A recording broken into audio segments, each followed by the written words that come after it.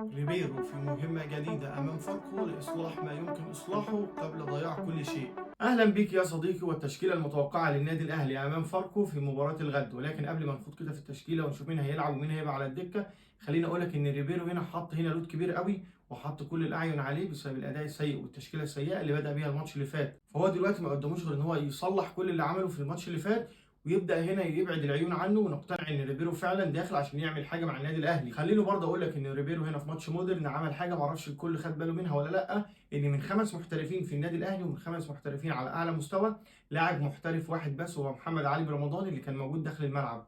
فمش عارف هنا ريبيرو عايز يثبت للناس ايه، او عايز يثبت لاداره النادي الاهلي ايه. هل هو عايز يثبت للناس وللنادي الاهلي ان الصفقات اللي عملها النادي الاهلي اللي هي الخارجيه صفقات مش كويسه؟ طب هل عايز يقنعنا فعلا ان اشرف بن شرقي صفقه مش كويسه، ولا ديانج صفقه مش كويسه للنادي الاهلي، ولا اشرف داري اللي هو هنا بيلعب هنا منتخب المغرب برضه صفقه مش كويسه، مع بعض التحفظات طبعا على اشرف داري؟ بس هو هل عايز يثبت للناس دي كلها؟ بلس طبعا نسيت جراديشار، هل جراديشار برضه صفقه مش كويسه؟ فمعلش هو عايز يثبت للناس كلها فعلا ان التعاقدات اللي عملها النادي الاهلي الخارجيه مش كويسه؟ اكيد لا طبعا. فاكيد طبعا الغلط عند ريبيرو، اكيد مش عند اداره النادي الاهلي، ولا عند طبعا اللعيبه اللي اتعاقد هنا معاها النادي الاهلي. خلينا ندخل في التشكيله على طول يا صديقي وما اطولش عليك، ونتكلم عن التشكيله ونتكلم على ادوار اللعيبه هنا جوه الملعب. ونبدا طبعا باول مركز في الملعب وهو مركز حراسه المرمى، واللي مؤخرا بقى عليه كلام كتير ومين هيلعب ومين مش هيلعب، لحد طبعا ما شوبير حط رجله اساسي في الماتش الاول، وده طبعا اغضب الشناوي. فخليني اقول لك برده ان التشكيله اللي هقولها دلوقتي فيها قناعاتي الشخصيه وبرده قناعات ناس كتير قوي، ممكن ناس تتفق معايا وممكن ناس لا. فهنبدا في حراسه المرمى طبعا بوجود شوبير، ونكمل على شوبير طبعا ونديه ثقه. شوبير في الماتش اللي فات كان عنده اخطاء، ما كانش فت طبعا، ما كانش هو شوبير اللي احنا عارفينه، ولكن طبعا لازم ياخد هنا حقه كامل وياخد فرصته كامله. في حراسه المرمى لازم يكون موجود هنا شوبير. ناحيه اليمين ريبيرو دلوقتي عنده قناعات بكريم فؤاد، ودايما بيحط كريم فؤاد هنا ناحيه الشمال. طب ليه ما ناخدش الخطوه، وما دام ريبيرو هنا عنده قناعات بكريم فؤاد، نركن محمد هاني ونجرب هنا كريم فؤاد في ناحيه اليمين، وندي هنا كريم فؤاد ادوار هجوميه اكتر، لان كريم فؤاد هنا عنده سرعه فيقدر يعمل لك انطلاقات سريعه طبعا ناحيه اليمين، ويقدر كمان يعمل لك ارتداد دفاعي. فطبعا كريم فؤاد نديه فرصه، ومن وجهه نظري فكريم فؤاد ناحيه اليمين هيكون افضل طبعا من ناحيه الشمال، وهيكون طبعا افضل من محمد هاني ناحيه اليمين. نيجي بقى لناحيه الشمال، وطبعا ما فيش حد موجود غير محمد شكري، فلازم ندي هنا محمد شكري الثقه، ولازم هنا لازم يكون في ادوار برده لمحمد شكري مختلفه.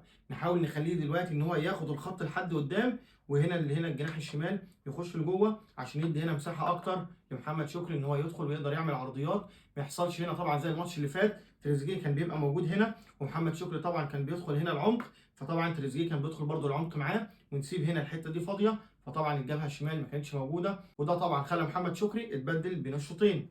طيب نيجي هنا لقلبي الدفاع طبعا بعد اصابه هنا ياسر ابراهيم، فطبعا هنحط ياسين مرعي وجنبه اشرف داري. هتسالني طبعا وتقول لي ليه اشرف داري مش احمد رمضان بيكهام؟ هقول لك يا صديقي ان لو ريبيرو عمل كده وحط احمد رمضان بيكهام هنا بعد ما كان الماتش اللي فات اصلا خارج ال 18 خالص وخارج الدكه، فكده ريبيرو فعلا بيثبت ان هو لسه مش عارف اللعيبه، ولا عارف حاجه، ولا عارف يحط تشكيلته، ولا عارف حتى ادوار لعيبته.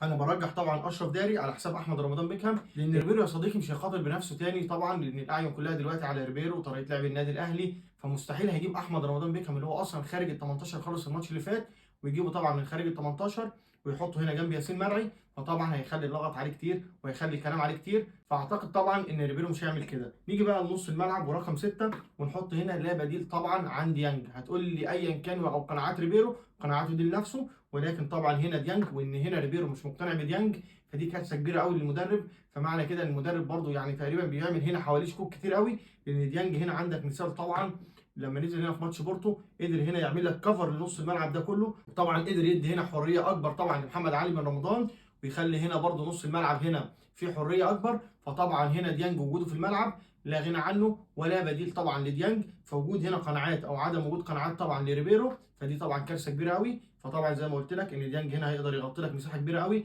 طبعا، بلس طبعا الانطلاقات اللي بيعملها من الخلف هنا. طبعا ديانج اول ما بيلاقي متر او مترين فاضيين فبياخد الكوره وبيقدر ينطلق، وطبعا ده بيدي هنا كثافه كبيره قوي للنادي الاهلي في نص ملعب الخصم، وبيدي حريه اكبر لنص الملعب، فبنقدر هنا نتفرج على كوره طبعا. فهنا ديانج في رقم 6 لا بديل عنه ولا غنى عنه. طبعا على يمينه محمد علي بن رمضان اللي طبعا عليه علامه استفهام كتير قوي الماتش اللي فات، مش هو بس، هو طبعا كل اللعيبه، لان محمد علي بن رمضان الماتش اللي فات ما كانش موجود. وطبعا اللي اثر على محمد علي بن رمضان الماتش اللي فات هو البطء الشديد في نص الملعب، لان احمد رضا هنا احمد رضا بيقدر هنا يوزع ويلعب كره يمين ويقدر يستلم ويسلم من الدفاع، ولكن ما عندوش الانطلاقات، ما عندوش القوه البدنيه، ما عندوش هنا قوه الافتكاك هنا من الخصم ويقدر يسترد الكره بسرعه. فديانج طبعا وجوده رقم 6 هيفرق طبعا في نص الملعب، بجانب طبعا محمد علي بن رمضان. ويجي هنا جنبه في نص الملعب انا بقول لك تريزيجيه، نحط تريزيجيه. المنطقه دي كان بيلعبها هنا مع المنتخب، وبيقدر هنا يعمل سرعات في نص الملعب، وبيقدر ينزل هنا لحد نص الملعب جنب ديانج، ويقدر طبعا ياخد الكرة ويعمل هنا سرعات لنص الملعب، ويقدر يعمل هنا كثافة في نص ملعب الخصم. بجانب طبعا اشرف بن شرقي نحطه جناح شمال. ونقدر طبعا نعمل هنا ادوار مزدوجه وادوار مركبه، بحيث طبعا ان اشرف بن شرقي يدخل هنا نص الملعب ويبقى هنا تحت هنا راس الحربه، ويجي هنا تريزيجيه ناحيه الشمال. فدي ادوار مزدوجه هتعمل هنا خلخله للخصم، وتقدر تعمل برده كثافه هجوميه. نيجي طبعا لناحيه اليمين ونحط هنا زيزو، ولازم زيزو هنا تبقى ادواره محدده في الملعب. يعني زيزو الماتش اللي فات تقريبا لعب كل المراكز، بقى ينزل هنا نص الملعب، بقى ينزل هنا جناح شمال قريب من تريزيجيه، بقى ينزل هنا مهاجم. فطبعا هنا كل ده بيستهلك زيزو بدري بدري، فلازم زيزو هنا يكون ناحيه اليمين ويكون ليه ادوار محدده عشان هنا البدني بتاعه ما يقعش بدري بدري. ونقدر طبعا نستفيد من زيزو اللي هو اصلا بيقدم مستوى خيالي مع النادي الاهلي، سواء في كاس العالم او طبعا الماتش اللي فات قدر يعمل لك اسيستين، والثالث طبعا ضاع من محمد علي بن رمضان. فلازم زيزو يكون ناحيه اليمين ويكون ليه ادوار محدده. نيجي بقى لمركز الهجوم، والنادي الاهلي بدا بمحمد شريف الماتش اللي فات، ولكن انا عندي قناعات طبعا بجراديشار كبيره قوي، لان جراديشار طبعا مهاجم تقيل وبيقدر هنا يحط الكره هنا تحت رجله، الافتكاك منه الكره بيبقى صعب، عنده كمان ميزه ان هو بيقدر يلعب براسه. فانت طبعا محتاج هنا ناس تكون في الصندوق تقدر هنا تستلم وتحط الكره تحت رجليها وتباص طبعا اللي جاي من الخلف، سواء هنا تريزيجيه او طبعا محمد علي بن رمضان او طبعا بن شرقي او زيزو، ايا كان اللي هيجي من نص الملعب. وهنا كمان بيديك كثافه كمان برضه في نص الملعب لما بيحط الكره تحت رجليه.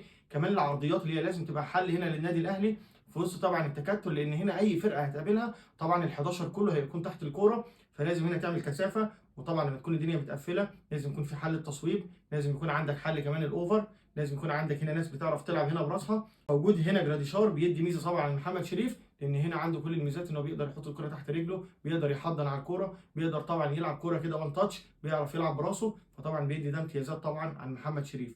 خليني اقول لك برضو ان التشكيله اللي انا قلتها لك دي دلوقتي هي التشكيله عن قناعات انا الشخصيه، ممكن تتفق معايا وممكن لا، ولكن خلينا ننتظر ونشوف هنا خوسيه ريبيرو الماتش الجاي قدام فاركو هيعمل ايه وهيبدا بمين. نتمنى طبعا التوفيق للنادي الاهلي، نتمنى طبعا هنا اللعيبه تكون في المود، نتمنى اللعيبه تكون طبعا في الفورمه بتاعتها. بالتوفيق للنادي الاهلي، ونتقابل طبعا يا صديقي بعد ماتش النادي الاهلي الجاي. بالتوفيق للنادي الاهلي، بالتوفيق لخوسيه ريبيرو، ونتقابل بعد الماتش. سلام.